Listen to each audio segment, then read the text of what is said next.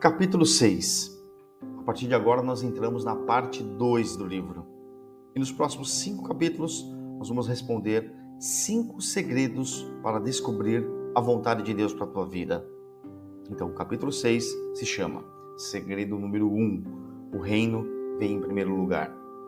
Embora os papéis e funções específicos variem de pessoa para pessoa, cada membro da tripulação trabalha definitivamente com o mesmo objetivo: cumprir a missão daquele navio. Você pode ou não estar ciente do propósito geral para o qual o seu navio foi posicionado, mas no reino de Deus, o nosso comandante deixou o objetivo final claro. E se mantivermos essa missão diante dos nossos olhos, isso nos ajudará a descobrir e cumprir a vontade de Deus para nossas vidas. O plano de Deus para nossas vidas estará sempre alinhado à missão maior, e podemos eliminar qualquer iniciativa que não esteja em sintonia com Ele. Qual é a agenda suprema de Deus em nosso mundo? Jesus foi de todas as maneiras a completa e plena expressão da vontade de Deus em ação. Na oração do Pai Nosso, Jesus orou: venha o teu reino, seja feita a tua vontade, assim na terra como no céu. Veja em Mateus 6,10. O reino de Deus virá, e a sua vontade será feita na terra, assim como ela é feita no céu.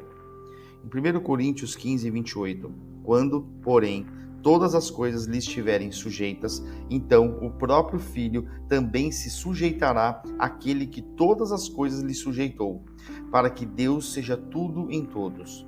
Para que Deus seja tudo em todos. O que poderia ser mais completo que isso? Trevas nunca mais. Pecado, nunca mais. Só justiça em todos os cantos da criação. E a vontade de Deus sendo feita em todo lugar, em todo o tempo. Isaías e Abacuque declaram: pois a terra se encherá do conhecimento da glória do Senhor, como as águas cobrem o mar. Veja isso em Abacuque 2,14 e também em Isaías 11,9. Como será a criação no fim? Apocalipse 21:4 diz: ele enxugará dos olhos toda lágrima, e a morte já não existirá. Já não haverá luto, nem pranto, nem dor, porque as primeiras coisas passaram. Isaías 11:6 descreve um tempo em que lobos, cordeiros, leopardos e cabritos se deitarão juntos e serão guiados por crianças. De acordo com Atos 3:21, cada um dos santos profetas de Deus, desde o princípio do mundo, falou sobre a restauração de todas as coisas. Independentemente do que façamos como ocupação, todos nós compartilhamos de um único chamado e missão nesta vida: edificar o reino de Deus na terra. É para isso que o nosso navio foi posicionado. Esse é o negócio em que todos nós deveríamos estar investindo. Se estivermos indo em outra direção, podemos ter certeza de que estamos nos afastando da vontade de Deus. A edificação do reino de Deus na terra não é algo que apenas devemos ter no fundo da nossa mente e tentar contribuir para isso sempre que uma oportunidade se apresente. Providenciar para que o reino de Deus venha à terra deve ser a nossa ambição principal. Jesus disse: buscai, pois, em primeiro lugar, o seu reino e a sua justiça, e todas essas coisas vos serão acrescentadas. Veja em Mateus 6:33. Para um tempo como este. A passagem mais conhecida do livro de Esther, capítulo 4, versículo 14, Mordecai, primo e guardião de Esther, lhe diz: e quem sabe se para a conjuntura como esta é que foste elevada a rainha. Muitas mensagens empolgantes e animadoras fundamentaram-se nesta passagem. Muitas vezes, esses sermões inspiradores perdem completamente o ponto principal porque deixam de levar em consideração o verdadeiro contexto das palavras de Mordecai. A mensagem de Mordecai para Esther não foi um discurso motivacional para ela se sentir bem, mas sim um ultimato alarmante e grave. Esther era uma jovem judia. Nasceu em um contexto de uma família destruída e era minoria em uma sociedade opressora. As probabilidades estavam contra ela desde o começo, mas da noite para o dia, Ester passou dos trapos à riqueza e se tornou a esposa do rei Assuero, que a transformou em uma das mulheres mais poderosas da história do mundo. Há apenas uma pessoa judia na terra que está em posição de intervir a favor do seu povo, é Ester. Os prazeres do palácio haviam começado a intoxicar Ester. Capítulo 4, ela começa a ter dificuldades em saber o rumo de ação que deve tomar. Deve ter sido muito difícil para ela imaginar jogar tudo aquilo fora numa tentativa desastrada de ser uma heroína. Ela sabia que levar esse assunto ao rei a obrigaria a arriscar tudo o que tinha, inclusive a própria vida. Em Ester 4, 13, 14, Mordecai, sentindo sua luta interna, envia-lhe esta mensagem: não imagines que, por estares na casa do rei, só tu escaparás entre todos os judeus. Porque, se de todo te calares, agora, de outra parte se levantará para os judeus socorro e livramento. Mas tu e a casa de teu pai perecereis. E quem sabe se para conjuntura como esta é que foste elevada a rainha. Em outras palavras, Ester, não se envaideça. Você não está no palácio porque é linda, maravilhosa ou especial. Você foi colocada na posição em que está porque é parte estratégica de um propósito divino que é muito maior do que você mesma. Levantar-se e falar a favor do seu povo não é um ato generoso de caridade ou uma cortesia opcional. É exatamente o motivo pelo qual Deus a colocou no palácio. Se você continuar a proteger a sua posição em detrimento do propósito divino, Deus a substituirá e você será destruída. Nossos confortos e conveniências muitas vezes nos tornam complacentes e indiferentes ao mundo moribundo. Temos medo de fazer qualquer coisa que possa perturbar nossas vidas aconchegantes e mimadas. Um homem me disse: não posso falar de Jesus no trabalho porque se eu fizer isso eu perderia meu emprego. O evangelho não é um tópico opcional de conversa que é melhor ser deixado de fora do local de trabalho. Ao contrário, você tem esse emprego porque ele é uma parte estratégica de um propósito divino que é maior que você. Foi Deus quem lhe deu o seu emprego e ele o deu por um motivo. Se não está disposto a ser uma testemunha no seu local de trabalho, não se surpreenda se Deus tirar o seu emprego e o der a alguém que não tenha vergonha do evangelho. Deus está chamando você para o ministério. Seu chamado é fazer o reino de Deus avançar em qualquer esfera em que você estiver. O dinheiro que está na nossa conta bancária não é nosso. Todo ele pertence a Deus. Deus não apenas é a fonte de toda a nova provisão, como ele também é aquele que nos deu a capacidade de adquirirmos riquezas. Deus não nos abençoou para podermos consumir esses recursos em nossos próprios prazeres e deleites. Ele nos abençoou para que possamos ser uma bênção. Esse é o motivo pelo qual temos esses recursos. Se não está disposto a abençoar o reino de Deus com um coração alegre, não se surpreenda se ele retirar esses meios e os der a alguém que seja um bom mordomo. Se Deus lhe confiou o dinheiro, você precisa entender que você não é o destino final dele. Você é um canal pelo qual esse recurso deve fluir.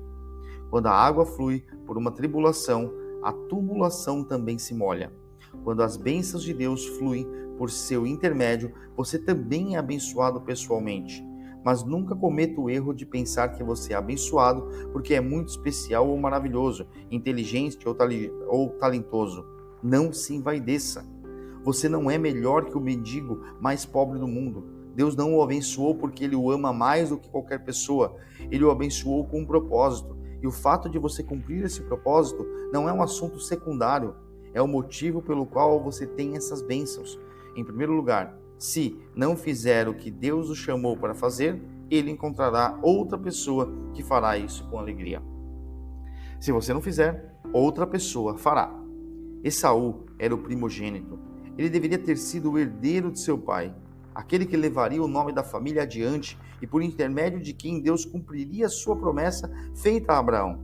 Mas Esaú desprezou o seu direito de primogenitura. Veja isso em Gênesis 25, 34. Deus passou por cima de Esaú por causa da sua negligência e encontrou em seu irmão mais moço um coração disposto. Jacó herdou o destino que deveria ter sido de Esaú por nascimento e se tornou um dos grandes patriarcas de Israel. Eli era sumo sacerdote. Sua família havia sido chamada e ungida por Deus para servir a Israel no ofício sacerdotal. Mas os 2 filhos de Eli não tinham consideração pelo Senhor ou pelo seu chamado. Veja em 1 Samuel 2,12. Profanavam o tabernáculo, roubavam as ofertas do sacrifício e blasfemavam contra Deus. Possuíam uma sensação de que tinham direito a tudo e de que eram indispensáveis porque nasceram em uma família cheia de poder e privilégio. Deus retirou o chamado sacerdotal deles e da família de Eli e o entregou a um jovem chamado Samuel, que governou a nação no lugar deles. Deus escolheu Saul para ser o primeiro rei de Israel, mas ele desobedeceu ao Senhor e endureceu o coração numerosas vezes. Filhos e netos de Saul estavam destinados a se sentar no trono, mas por causa da rebelião de Saul, Deus eliminou sua família e em vez disso ungiu um jovem chamado Davi, de cuja linhagem o Messias mais tarde nasceria. Veja 1 Samuel 16, do 1 ao 13. Pegue o nada e use-o.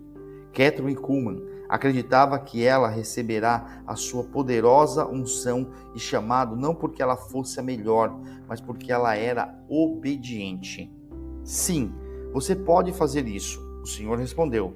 Mas se você abrir mão do meu chamado, eu terei de abrir mão de você e terei de procurar outra pessoa. Que todos os demais abram mão de mim, ele orou. Mas, ó Senhor, não abra mão de mim.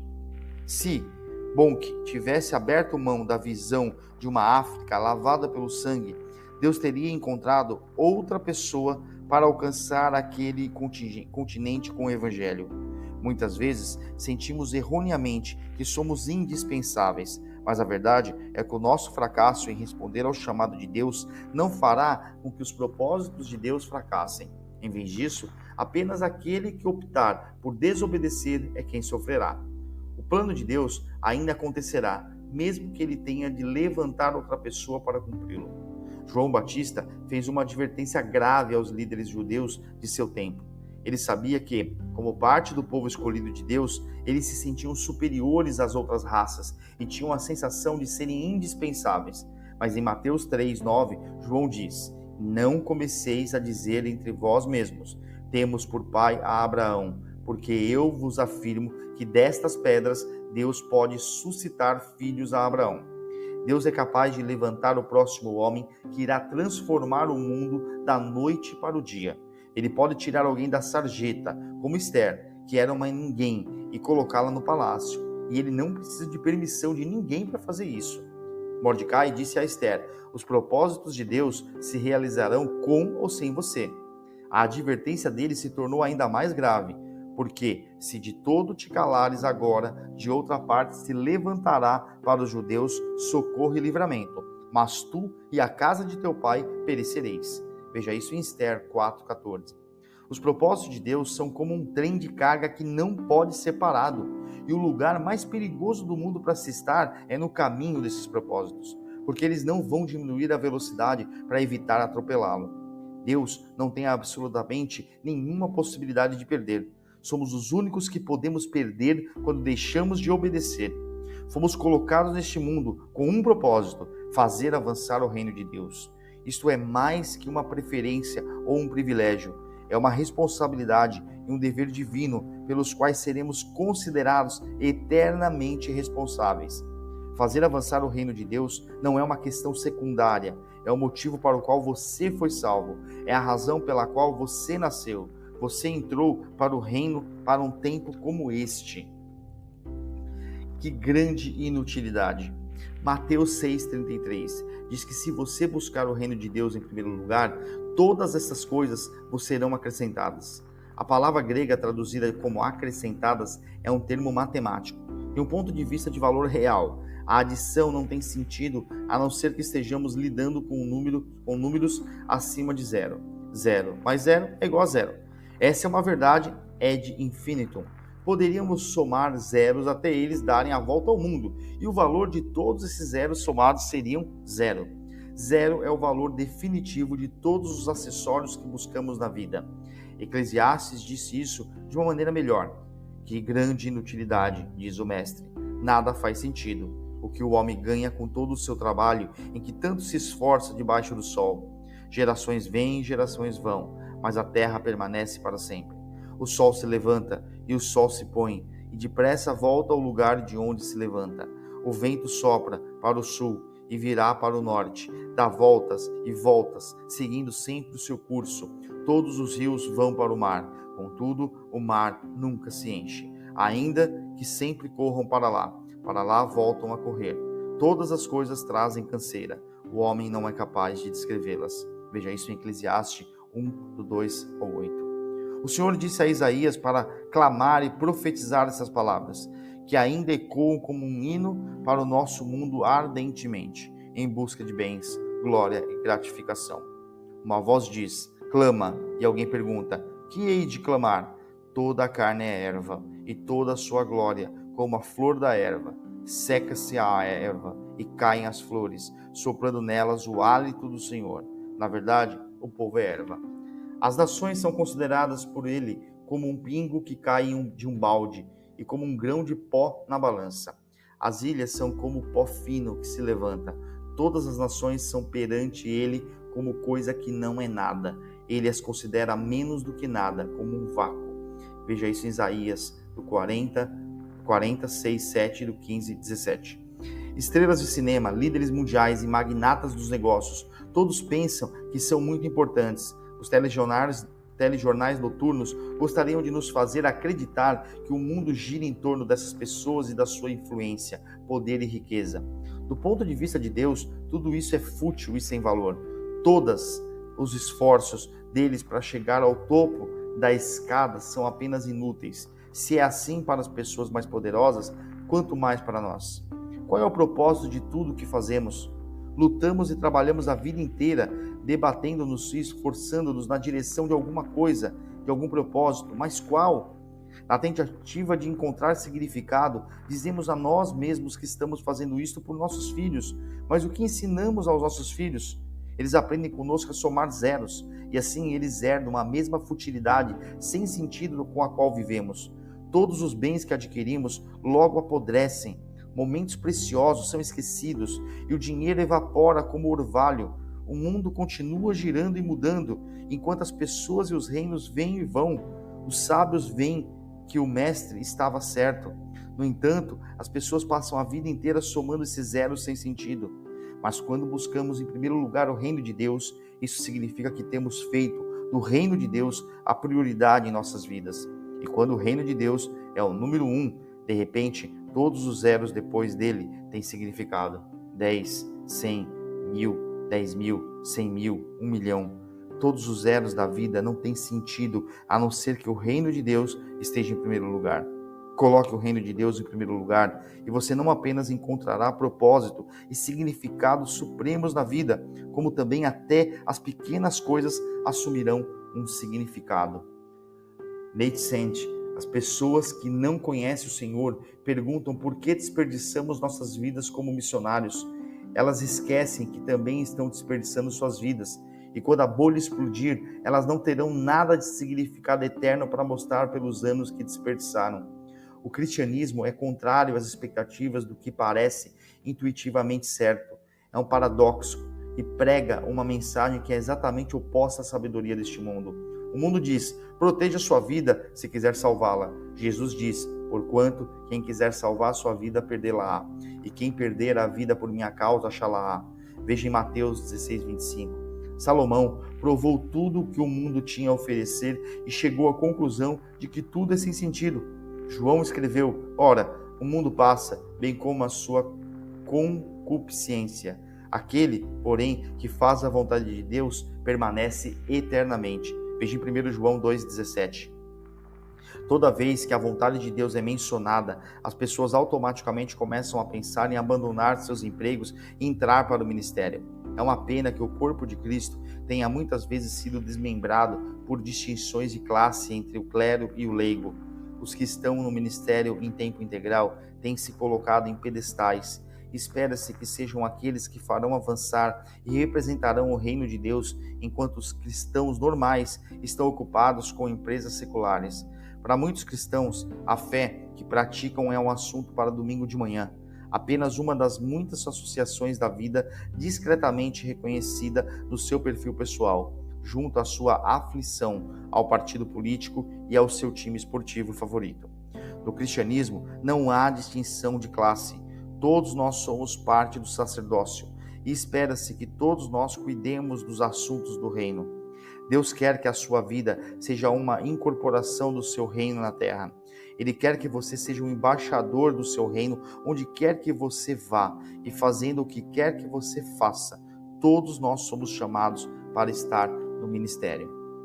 Todas estas coisas, carreiras, cônjuges, finanças, posições e educação nunca deveriam ser o nosso foco principal.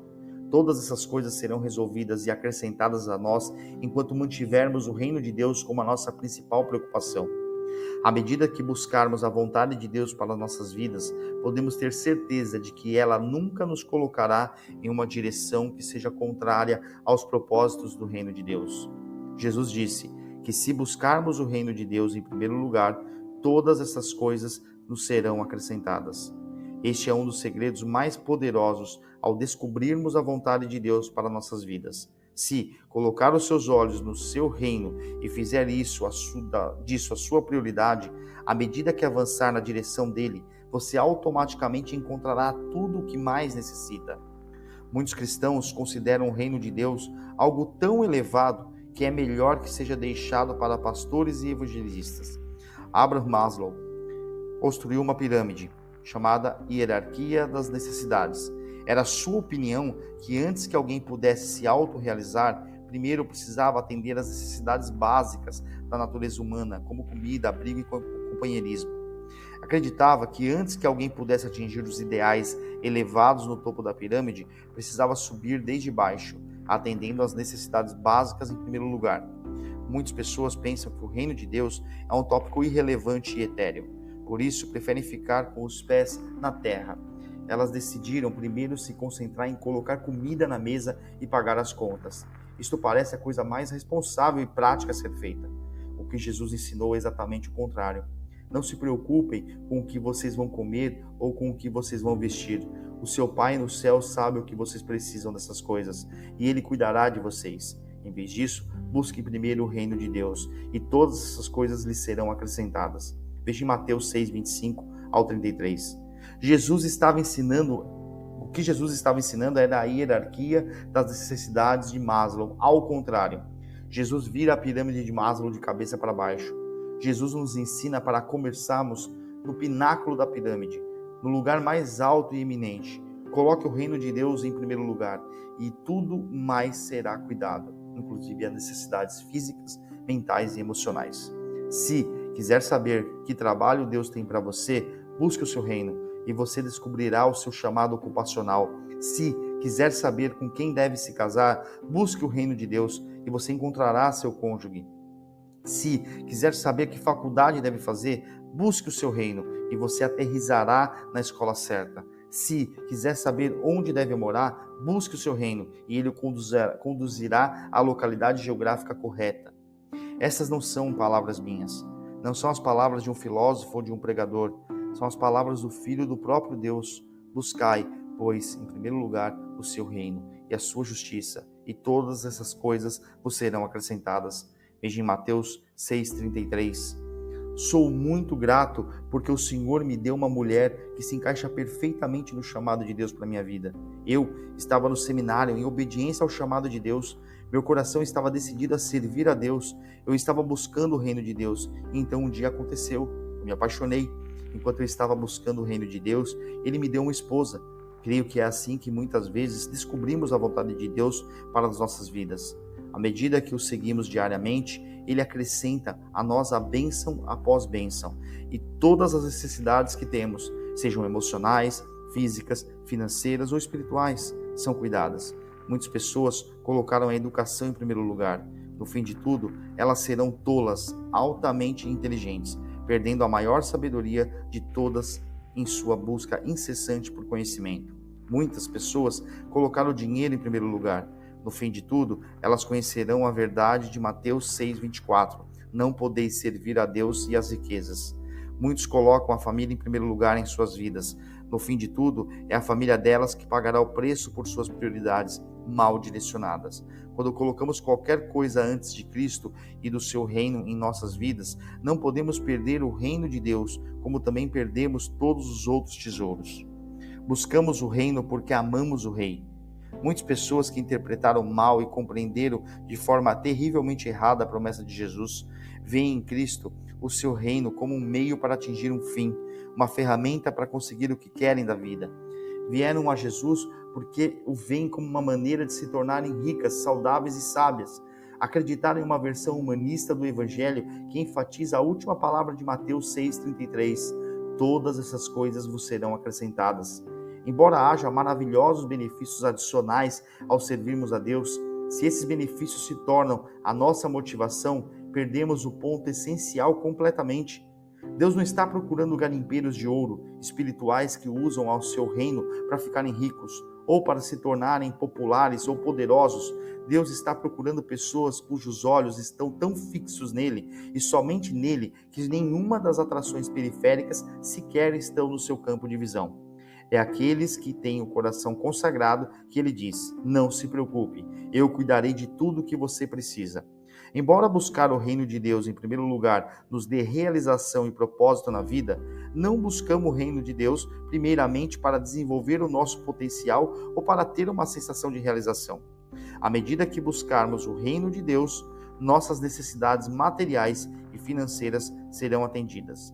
Mas não buscamos o reino de Deus primeiramente por causa dos benefícios monetários. Não buscamos o reino de Deus porque amamos os seus benefícios. Buscamos o reino de Deus porque amamos o seu rei. Edificar o reino de Deus deve ser o nosso objetivo primordial na vida, mas a motivação por trás dele deve ser o amor pelo rei. A única maneira de uma pessoa poder ser realmente comprometida com o reino de Deus é sendo consumida pelo amor a Cristo. Se somos impelidos por uma filosofia ou uma ideologia, um desejo de tornar o mundo um lugar melhor ou de ver uma nova ordem estabelecida, então a nossa ambição cai na mesma categoria do comunismo, do marxismo, do socialismo e de todos os outros ismos. Buscar o reino de Deus encontra-se em uma categoria exclusiva, porque se origina de uma fonte mais profunda que qualquer motivo deste mundo. O amor divino e sobrenatural pelo Rei. Esse amor é fundamento e a força motriz por trás do reino que resistirá por muito tempo depois que todos os outros tiverem desmoronado e se transformado